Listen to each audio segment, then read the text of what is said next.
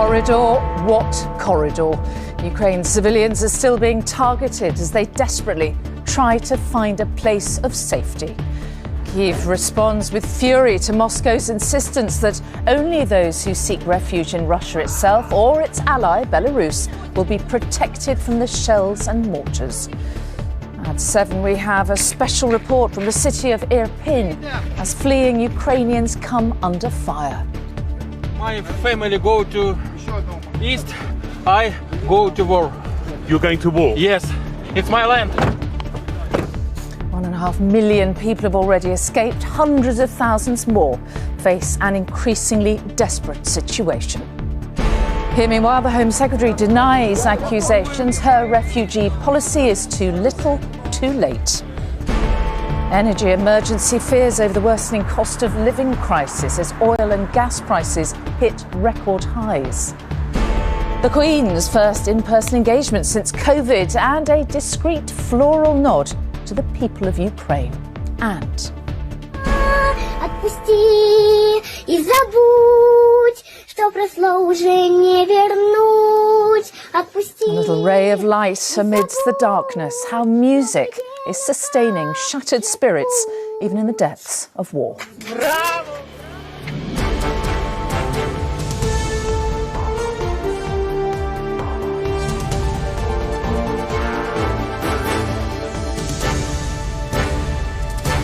This is the ITV Evening News with Mary Nightingale. Good evening. Russia has been accused of continuing to heavily shell 6 Ukrainian cities, preventing the evacuation of civilians trapped inside. It came just hours after the invading forces offered to create humanitarian corridors, but only if they went to Belarus or even Russia itself. Well, that was condemned as cynical and immoral by Ukraine, which rejected the offer. Hundreds of thousands of civilians remain besieged in the southern city of Mariupol, where there's no power and little access to clean water or medicine. A further round of peace talks did start this afternoon, but so far they haven't stopped the invasion nor indeed the attacks on civilians. From Kyiv, here's our Europe editor, James Mates.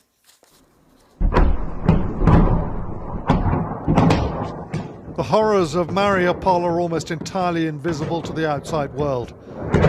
But this is the bombardment 400,000 people are living through.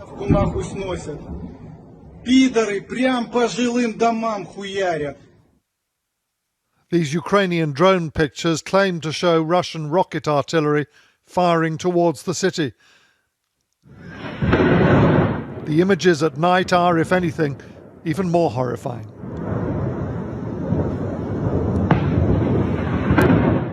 At the moment, we are ready to make evacuation from Mariupol to Zaporizhia, and we're ready to transfer humanitarian materials to our city. But there is continuous shelling in Mariupol, and we did not have confirmation about safety corridor.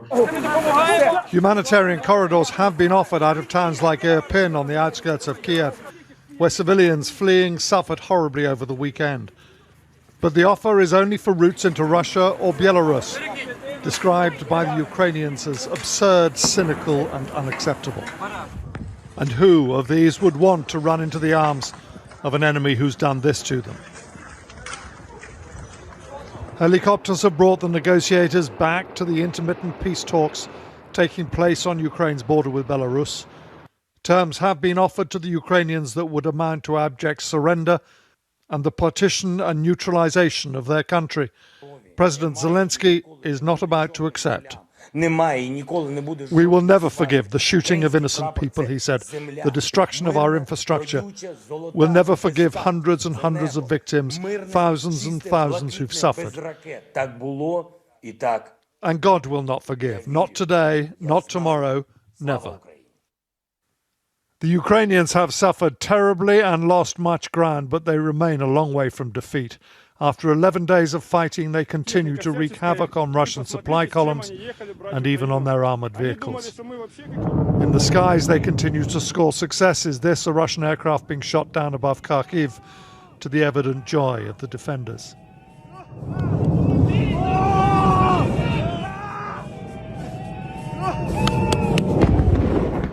But a new and bitter battle is being fought in the southern city of Mykolaiv, which holds the key to Odessa and complete Russian control of Ukraine's Black Sea coast. It's being defended fiercely, but the battle here may decide the whole of the southern front. James Mates, ITV News, Kiev. Well, here's how the situation currently looks on the ground, according to the UK's Ministry of Defence. Now, the sections in red are the areas under Russian control. Invading Russian forces continue to attack from the north, east and the south. They have offered to create humanitarian corridors, but only to take people in Kiev north to Belarus and from Kharkiv, Sumy and Mariupol east to Russia itself. Now, earlier there was some hope of a corridor opening to Zaporizhzhia in the southeast, but those hopes were dashed. And our correspondent Dan Rivers is there for us tonight. Dan, you're in semi-darkness. I know you're under curfew. What is the latest on people being able to escape where you are? Well, there's been no update at all from the ICRC about this proposed humanitarian convoy. For the third day, we've been waiting for those buses. They did leave here yesterday and went down towards Mariupol, but again, were unable to get back. Yesterday, we were told by the ICRC that the route that they were being recommended to come back along was going through mined territory, and clearly they weren't going to do that. But Russia has offered, as James said in his report, these corridors into Russia. It's not surprising. People will be very, very mistrustful about going into Russia, given that they've been under Russian shelling for over a week now. So we wait here and see if they will be received here. There are facilities for them here if they do get through. They say there are people here that they're expecting thousands, probably tens of thousands of people to come here. The residents of this town have donated clothes, food and medicine for them. The town at the moment, as you can see, is in blackout and under curfew. The Russians are only about 40 miles away, but this would be safe sanctuary compared to where they're coming from. OK, Dan Rivers in Zaporizhzhia, thank you for that. And let's go straight now back to our Europe editor, James Mates, who is in Kyiv tonight. So, James, what chance is there those talks that you mentioned in your report actually coming to any sort of successful conclusion? Well, no, none at all. They finished, certainly for the time being. The focus, we're told, was on this issue of humanitarian corridors, which they've been talking about for a while now and have so far achieved nothing. The whole business of corridors to Russia, I mean, there's no way the Ukrainians are going to accept them, and not just because people wouldn't want to go, and not just because they don't want to feed the Russian propaganda machine of them welcoming to safety people who they've bombed out of their homes, but also because anyone who's lived in the former Soviet Empire knows the history of populations being moved around against their will, and many would of course be deeply distrustful that if they did go, they may never get back. I mean, in terms of the overall, any sort of overall peace settlement, the terms the Kremlin are offering today involves accepting the loss of Crimea permanently, of Donetsk and Lugansk permanently, accepting that they permanently can never join NATO or the EU, and that they be demilitarized. Of course, the Ukrainians aren't going to accept that. The only thing you can say is that they've dropped the whole denazification thing, the slightly absurd claim that the country is run here by fascists. So I suppose that is some progress of a sort. All right, James Mates in Kyiv, thank you. And at 7 tonight, we're going to be reporting from the outskirts of Kyiv, where thousands of people are searching desperately for safety. Rohit Katru follows some of them and trying to flee the capital, but still struggling to escape from enemy fire. His report from Irpin is coming up a little bit later. Now, the UN estimates more than 1.7 million people have already fled Ukraine since the start of the invasion. Now, the majority of them have travelled to neighbouring Poland to find sanctuary. Its people have opened their arms and their homes in support. Our correspondent Rebecca Barry visited the Ukrainian Cultural Centre in the southern city of Pershimyshal. That's been turned into a refuge. She heard about the struggles of the people there and how they are desperately missing their loved ones and their homes. For more than a century, this auditorium celebrated Ukrainian culture. Now, suddenly, a sanctuary for those forced out of their beloved homeland. In this one room, we find such different lives, thrown together, united by trauma and grief. 14-year-old Anya and her mother Oksana worry for her dad, left behind in Odessa. I'm nervous a little bit because my father is at home and I'm scared about him. Then we meet 14-year-old Bogdan as he helps his mum, who has a brain tumour. They fled with enough medication to last a month and a half. Natalia tells me her son is supporting her, but she's scared. Too much responsibility on these shoulders. Of course, I help my mother because but he tells me he's worried about finding the drugs she needs. In between the camp beds, 18-year-old Nadia, who is training to be a dancer in Kiev, wants to show us a glimpse of her previous existence. My life is dance, and I want to come back to my lovely academia, where my favorite friends, people who I loved.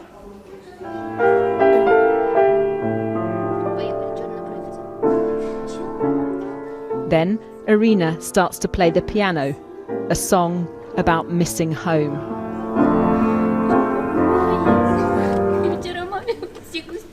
The windows in our house were shattered by a rocket, she cries. Comforted by her daughter, but there's little solace here. Rebecca Barry, ITV News, Przemysl, Poland. It's heartbreaking, isn't it? Well, clearly the struggles and the trauma really don't end, even when the refugees find safety, and many more are still on the dangerous journey to escape to the border. And our correspondent Romilly Weeks is in Lviv, in the west of Ukraine, one of the main routes into Poland. And Peter Smith is in eastern Moldova, where authorities there have appealed for help in dealing with the refugees. Well, first let's go to Romilly in Lviv. So, Romilly, a real sense there of a city close to being overwhelmed. Yes, Mary, it's hard to believe the scale of what's happening here unless you go to the station. Just how many people are arriving here every minute, every hour of every day. People who get here exhausted with no idea where they're going to go or what they are going to do. Lviv is doing a frankly remarkable job of volunteers turning up at the station, trying to help people, trying to match families who are arriving with people here who've got a bed or a room that they can stay in. That worked when the numbers were in the thousands. Now they're in the tens of thousands. 200,000 people are already here. And today the mayor said the city can't cope anymore and pleaded with international aid organisations to come and help. I just want to tell you one story of a family among many that I've heard. A family who travelled here, it took them 30 hours on the train. They were travelling with two very young children. When they arrived, the 3-year-old said, "Papa, have they stopped shooting yet?" It's really cold here. It's been snowing heavily all day and they don't know where they're going to stay tonight. Romilly Weeks in Lviv, thank you. And Peter Smith is in Moldova, where more than 200,000 refugees have arrived over the past 10 days. So, Peter, how are the authorities there? Struggling to cope, or are they managing OK? They are struggling, and just to put that number into some context, that 200,000 is about 10% of the entire population of Moldova. So we have one of Europe's smallest and poorest countries bearing the biggest responsibility. And as you can see here behind me, this queue, this is hundreds of people who have made it into Moldova, but it goes thousands back onto the other side of the border, still in Ukraine. These are people who are waiting for a handful of minibuses. I've seen one volunteer on the Moldovan side of the border say he's the last one standing, try to cope with this. What we're seeing is a crisis developing here in the Moldovan border because they are that small, tiny nation trying to cope with a huge problem. Liz Truss today said that in the UK's Foreign Secretary that she is acutely aware there is a crisis developing here on the border because of the sheer numbers coming. We know that Odessa is expected to be under attack within days. That's just 50 kilometres from here, so there'll be another surge of refugees on their way. But there's another reason why Moldova is of concern.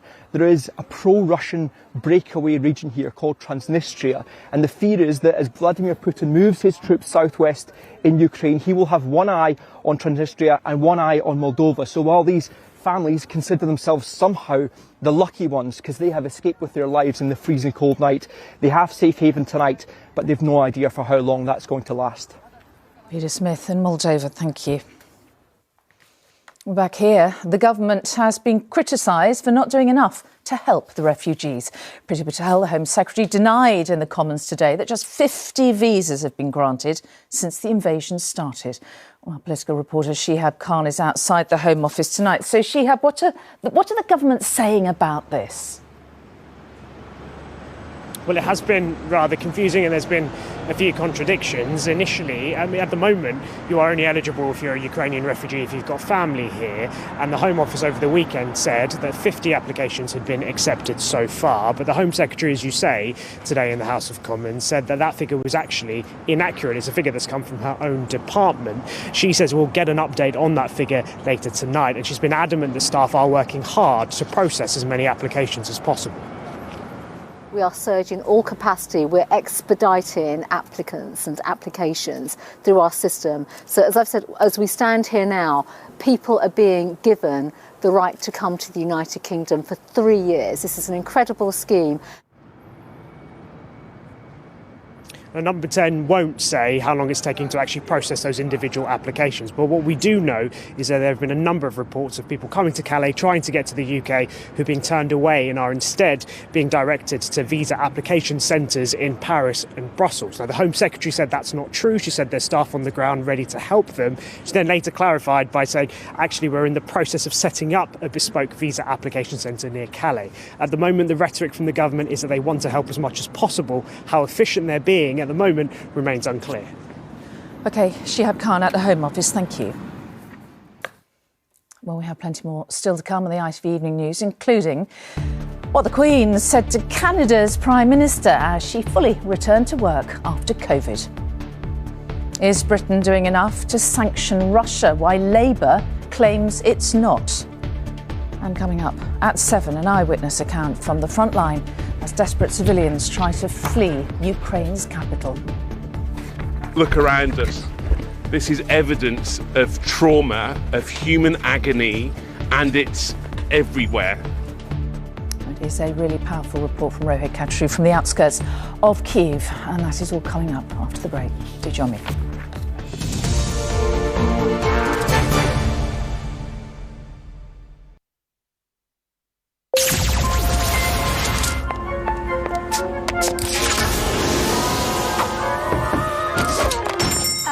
Nice shop, nice baby, nice. Aunt Helga, the pleasure is yours. Good at knitting, bad at building websites.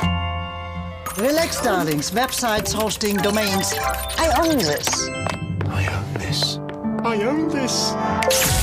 Happy jumpers. Websites, hosting, domains. I own us.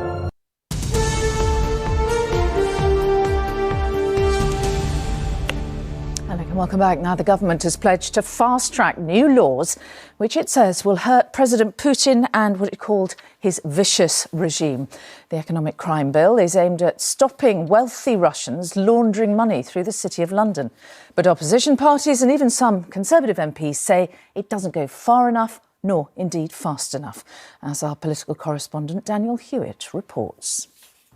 With no prospect of direct military action in Ukraine, the Prime Ministers of Britain, Canada and the Netherlands used this RAF base in West London this morning to launch further economic warfare on Russia. Western sanctions have caused considerable damage, but not yet enough to halt Putin's war. At a joint Downing Street press conference, as Boris Johnson announced a further £175 million of UK aid for Ukraine, all three leaders admitted more Russian punishment would also be needed. And we are going to continue to work with colleagues to ensure that we tighten the vice around President Putin's regime. The President of Russia is plainly doubling down. He's decided that he's going to continue with an all-out onslaught. It's clear that we're going to have to do more. So far, sanctions have included freezing the assets of all Russian banks, shutting them out of SWIFT, the international payment system, and banning all Russian aircraft and ships from landing and docking in the UK.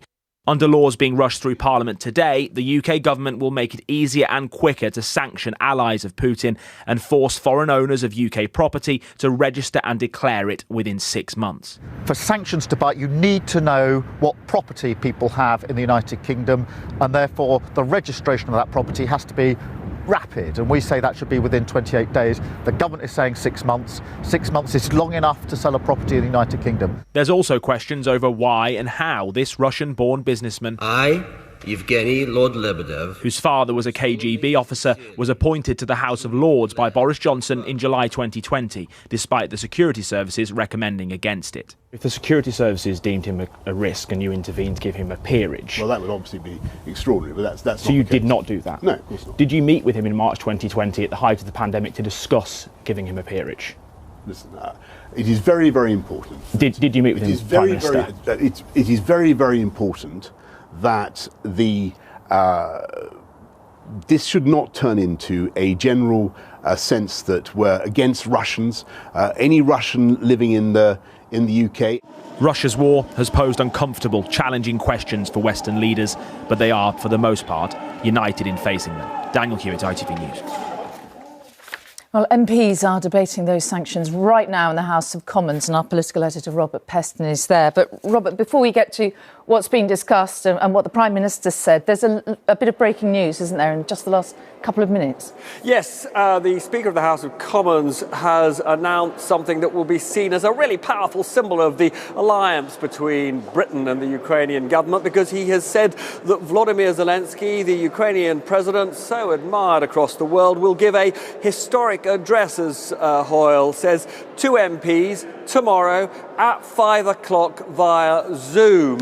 And, you know, doubtless he will be asking for more help from the UK. He wants military help. He wants a no-fly zone. He's certainly not going to get that in the short term. He also wants much tougher economic warfare against Russia. MPs are, as you heard from Dan, debating more sanctions. But the lifeblood of the Russian economy is oil and gas, and there are mixed messages at the moment about that. In America, they want proper sanctions on purchases of Russian oil. The German Chancellor Scholz is saying that actually Europe is far too dependent on European gas and oil, and therefore he thinks that Europe's got to be weaned off its dependence on gas and oil very slowly. The price is going through the roof, however, doing terrible damage to living standards here. The Prime Minister has announced an emergency plan for energy, which is going to be unveiled in the next 2 or 3 days. It will involve getting every last drop of oil and gas out of the North Sea. That will mean that many of our climbing commitments will be put on hold for a while. And I have to tell you, although that may be the right thing to do in the short term, I'm afraid it is not going to get that global price of gas down below to a level where we're not all going to be feeling still quite a lot poorer. All right, Robert Peston in the Commons, thank you very much indeed. And as Robert was alluding to, the need for an emergency energy plan appears more urgent than ever. Gas and oil prices have surged once again on the financial markets today. Rumours of a US embargo on Russian gas saw crude oil hit its highest level for 14 years. Natural gas was 15 times more expensive than usual. And that, of course, could see prices rocket at UK petrol pumps and see domestic fuel bills spiral even higher. Hannah Miller reports. Drivers can only watch in dismay as prices at the pumps reach record highs. And businesses like this haulage company in Boston, who use around 150,000 litres of fuel a month, say they'll soon have no alternative but to pass on high prices too. If fuel goes up sort of 30 pence a litre, in a roundabout way, that's going to cost us about an extra £45,000 a month. So we've got to recover that from our customers. The average litre of petrol is now more than £1.55, with diesel over £1.61. And energy bills at home are soaring too. Next month, the cap on their average cost goes up to almost £2,000 a year.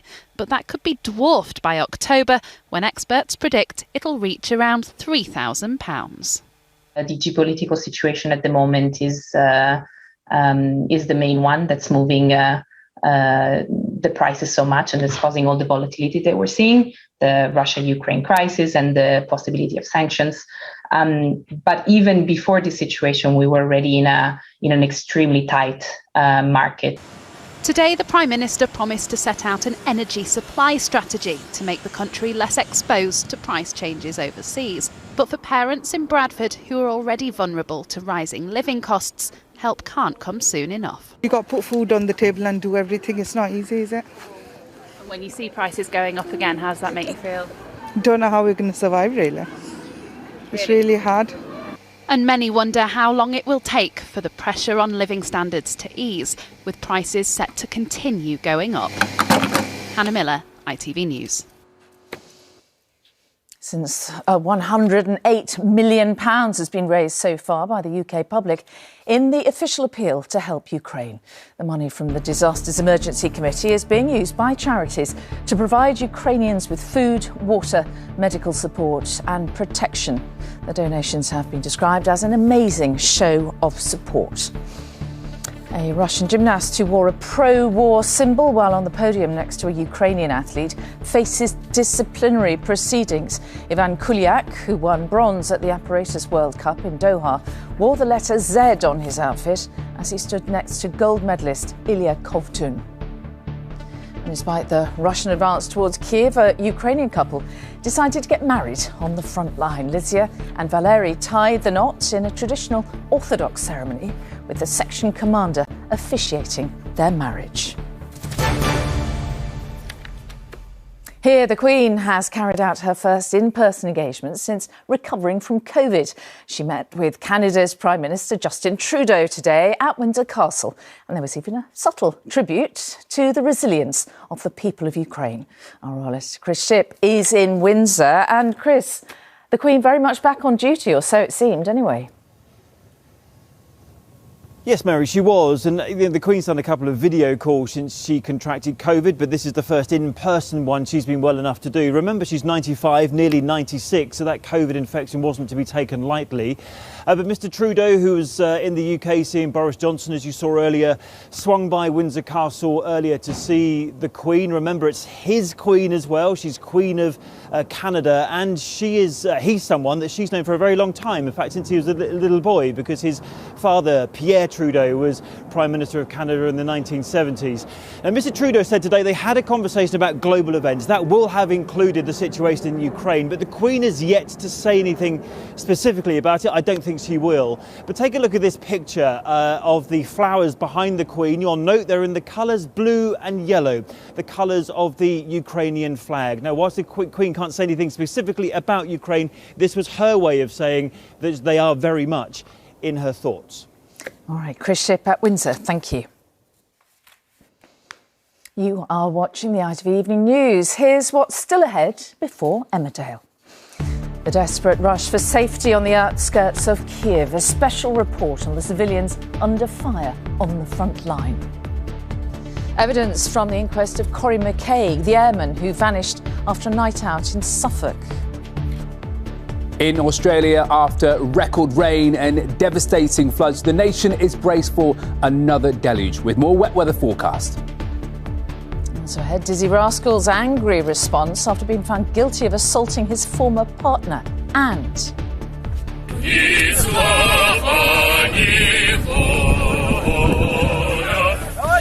the moving music giving hope to those trapped on the front line of war.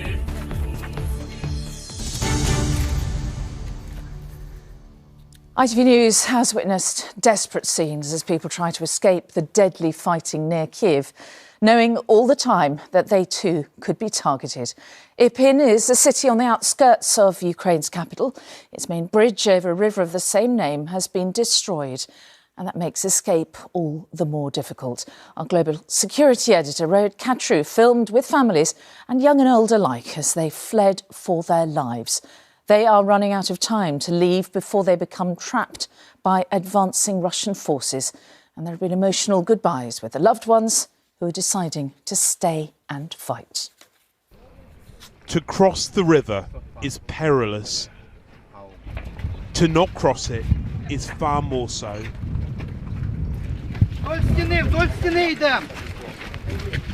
This is the escape from Irpin, where the lucky leave alive. As the sound of shelling moved closer,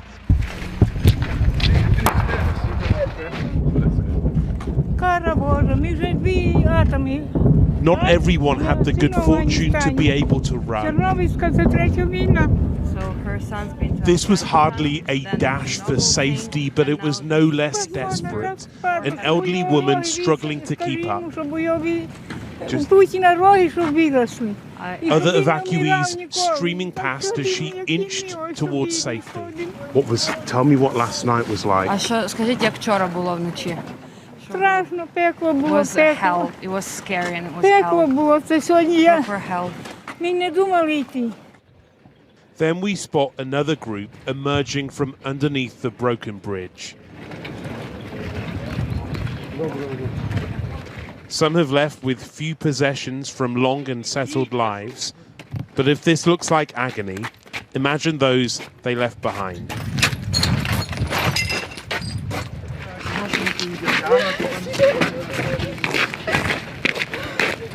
I panicked a lot, especially this at night. But this sound, as you can hear now, is not comparing to that which were struggling this night, because it was light and warm, and the whole building is shaking, and we have been sitting in the doorway like half a night.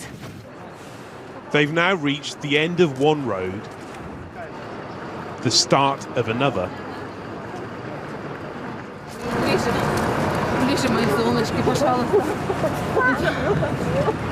Where are you going now?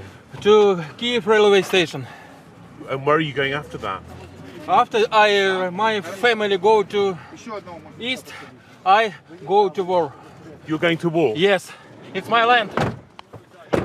Then another evacuee arrives with news from the town beyond Irpin. It's done for, he says.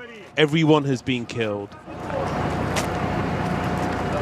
A moment to reflect does nothing to help.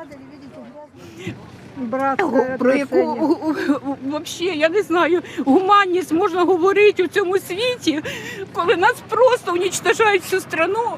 У нас страна невелика, ну в нас усе є, ми всім довольні, в нас усе є. Як можна дозволити усьому білому світу стерти нас з лиця землі і нікому? The next stop is towards Kyiv, along the same route Russian troops want to take. На железнодорожний вокзал і все. Ми більше нічого не знаємо. Ні, ми самі просто їдемо. Куди можемо, туди тікаємо. Нас ніхто організований. Чай, кофе хотите? We're invited into one of the tower blocks in the path of Russia's advance, where for now some refuse to go anywhere. So why doesn't she leave and get on one of those buses outside? Не знаю. I don't know. У меня нет ответа. I don't have an answer for that. Пока вот. At Kyiv's central train station, those who did leave Irpin are taken west, as far as they can go. One man tells us he was hit by Russian bullets on his way here. Who shot you? Российские солдаты. Видел ихнюю технику с буквой В. Across the waiting room, he spots his wife. They'll travel to Lviv together. Да, я вважаю, що нам дуже повезло. Це наш день народження. День народження, так. They are not alone in making a journey which would have seemed unthinkable 10 days ago. An escape from shootings and shrapnel means an escape from home.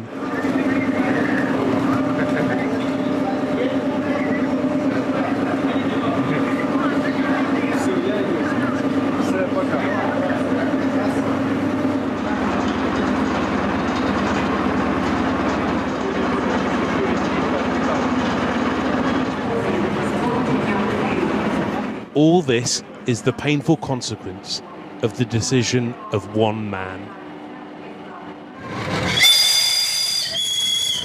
Rohit Katru, ITV News, Kyiv. So now let's get an update on what is making the news tonight. Peace talks have ended with no resolution tonight after negotiators from Ukraine and Russia flew into Belarus, trying to agree on a ceasefire corridor to allow refugees to escape.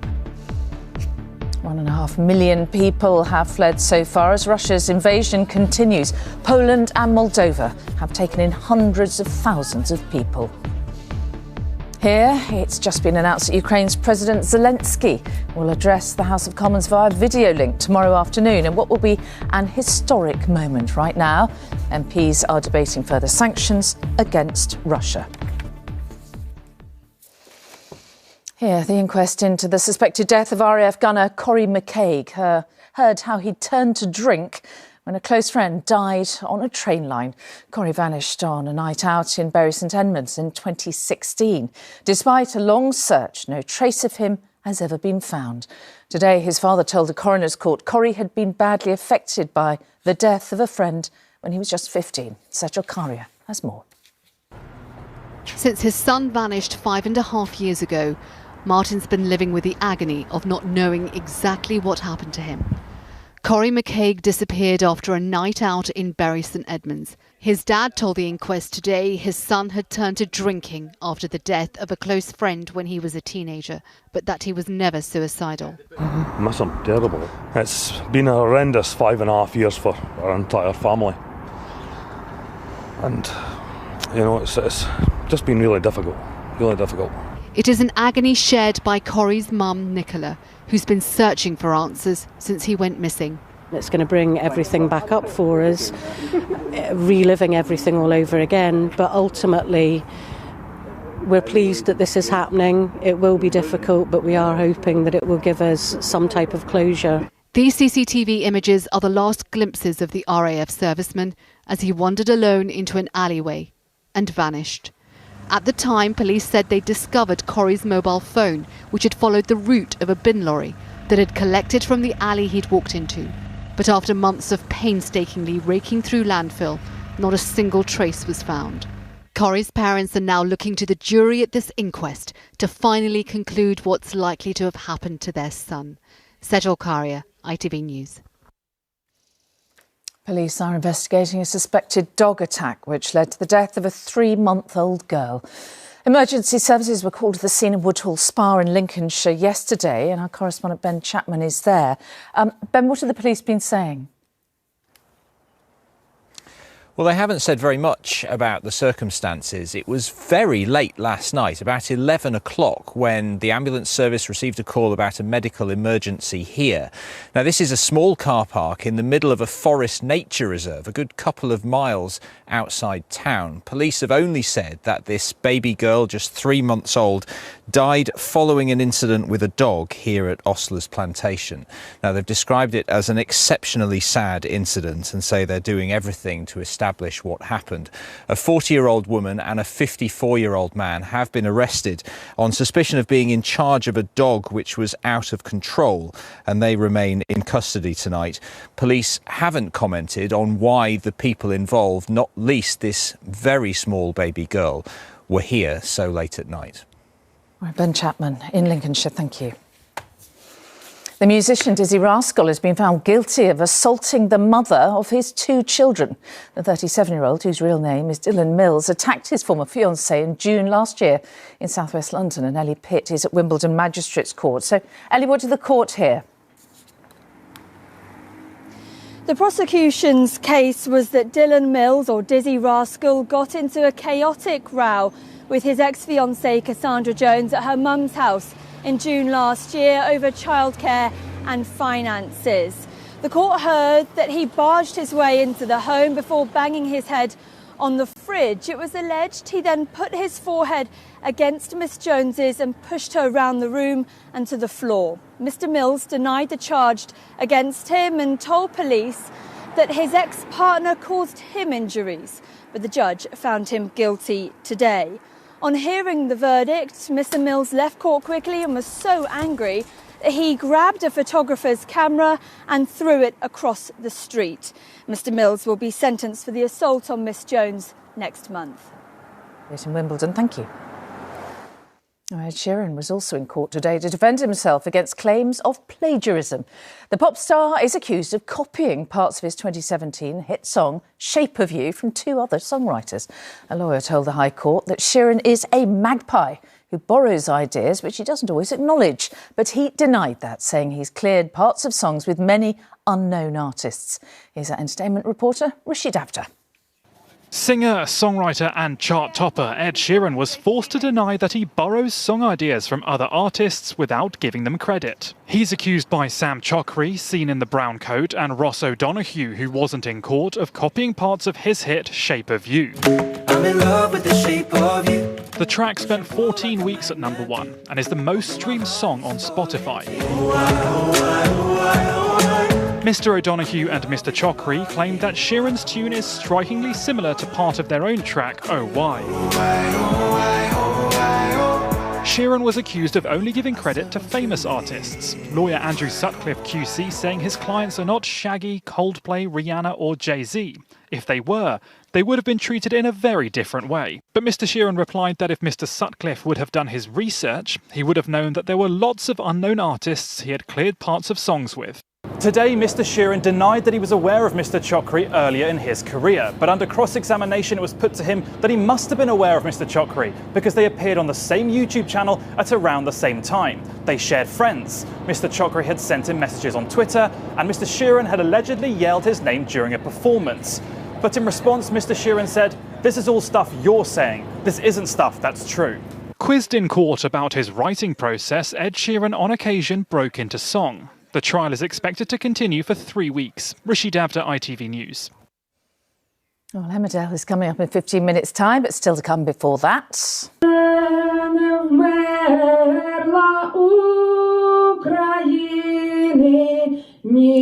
Music that's lifting spirits in a war zone and beyond. And we're nearly a week into March, so is there some spring-like weather on the way? We'll be back with Alex and the forecast in just a few minutes. Join us then.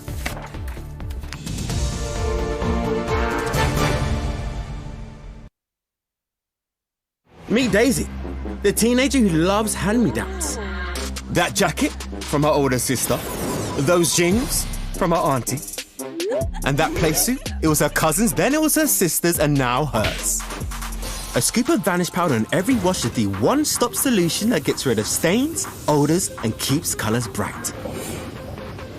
Keeping clothes looking great, making those hand-me-downs easier to love. Clothes live longer with Vanish. Try Garnier's ultimate efficacy in the new Vitamin C Brightening Serum. Our highest concentration of derm actives. Merci.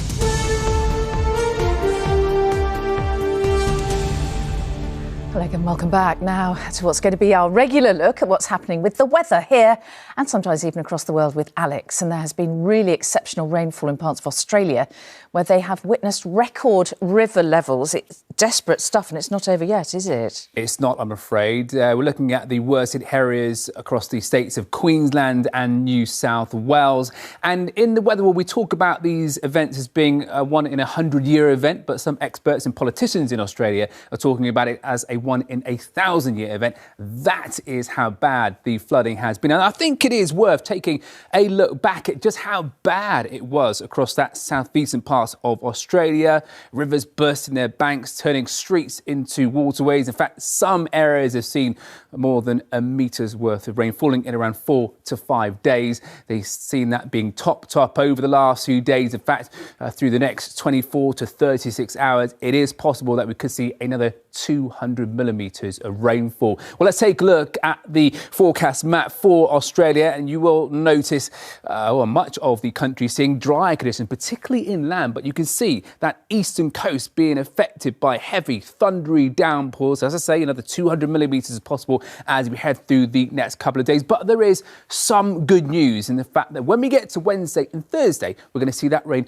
pulling away. So conditions certainly improving there. But I think it's worth bearing in mind, actually, that, you know, across our summer months, we would get around 250 millimetres of rain across the UK. They've seen some of that in a day. Wow, amazing. Closer to home, what can we expect? Well, closer to home, things are a fair bit quieter, I have to say. It is going to turn milder as we head towards the end of this week. Still the chance of a bit of snow up over the high ground, but that shouldn't cause too many problems. Let's take a look.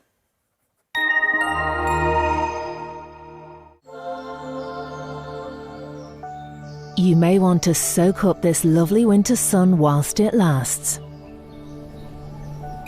Heinz Big Soup sponsors ITV National Weather. Well, I hinted at milder conditions as we head through the next few days. Certainly, it is going to be a fair bit windy out towards western parts. So this is where it is going to be pretty wet as well at times. In fact, if we take a look at the pressure pattern setup, you'll notice where those areas are coming in, affecting many western parts. So rain out towards the west as we push through the overnight period into tomorrow. But eastern areas are going to get away with drier and brighter conditions, much like we saw today. As for this evening and overnight, as you can see, it's all fairly quiet. Certainly cloudier skies across the south, but you'll notice these are going to be disappearing northwards as we head through the overnight period, and that will drag our nighttime temperatures down pretty chilly. Rurally, certainly below freezing in towns and cities, as you can see with the temperatures here, down to around 1 to 3 degrees Celsius. So most parts will escape a frost, particularly out towards the west, and that will be because of the breeze picking up overnight into tomorrow.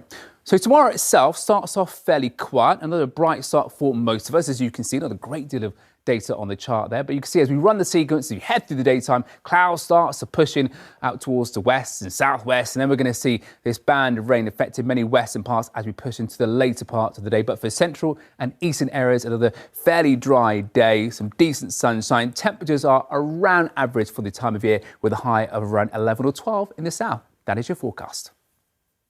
Heinz Big Soup sponsors ITV National Weather. So you are going to be in the studio with us every evening from now on? In the studio and also on location sometimes as well, but hopefully not when it's too cold. Well, it's very nice to have you on board. Welcome to ITV News, Alex. And finally tonight, how besieged Ukrainians are finding a little bit of light, even in these darkest of times. In the bunkers where many families are forced to find refuge, music is helping residents keep their spirits up. It allows them to forget, for a moment or two, the horrors outside, as John Ray now reports.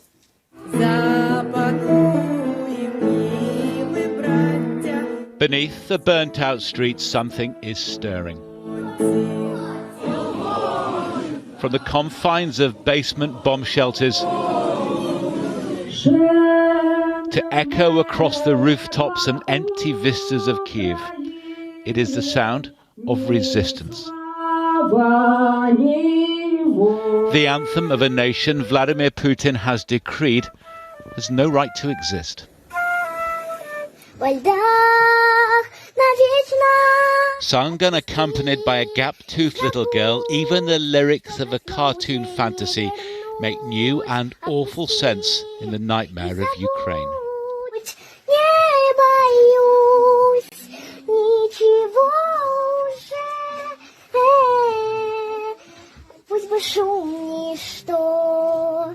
She has her audience in tears.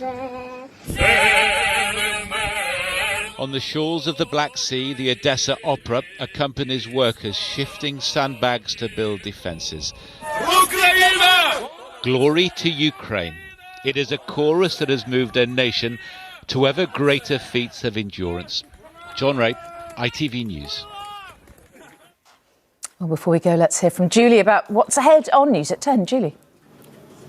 Mary, thanks. We'll have all the latest from Ukraine, of course. And as criticism of the UK government's visa rules for Ukrainian refugees grows ever louder, we'll be reporting from Calais. We'll be hearing from one woman who travelled all the way across Europe to get her relatives out. They are stuck in Calais, so far unable to come. We'll have all that and more at 10. OK, Julie, thank you. Coming up next is Emmerdale, but from me and all the team here and in Ukraine, of course. Bye-bye.